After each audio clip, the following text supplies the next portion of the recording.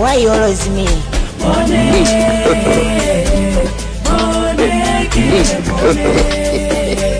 Maskini, kwa nini kila siku mimi?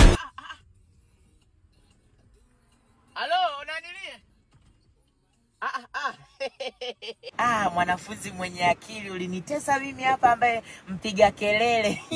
Ulikuwa na akili mpaka walimu walikuwa nakupenda, walimu mpaka wakakuchagua kawa rais wa shule.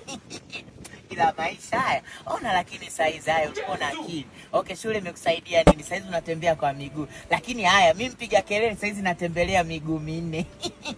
Imagine. Au ndo ulikuwa unakaa nje kama bustani. Kuna kijana hapo nimemwagiza kuleta gari lako. Ndio nimekutana naye hapo.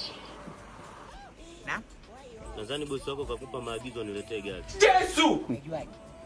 Si nimetoka kuongea naye. Inamaanisha ile hapa gari ndo gari lako wewe? Ndio gari langu mimi. Amesema kuna mtu nakutana naye njiani nampa gari. Yaani hujabadilika tu mpaka leo. Tangu shuleni unapiga kelele, mpaka huku bwana unapiga kelele. Hebu shuka kwenye gari yangu bwana. Nilikuwa nasemeje? Shuka kwenye gari yangu. Mimi sikujua kama ni gari yako. Shuka kwenye gari yangu bwana. Kweli nimeamini no judge book it is covered. Pigia kelele hapo. Lakini vipi maisha Pigia anasemaje? kelele hapo hapo. Maisha nini? Maisha anasemaje mwana? Wewe uko kwenye kampuni gani? Pigia kelele hapo. Kiongozi. Nani? Kiongozi. No judge book it is covered. Hello?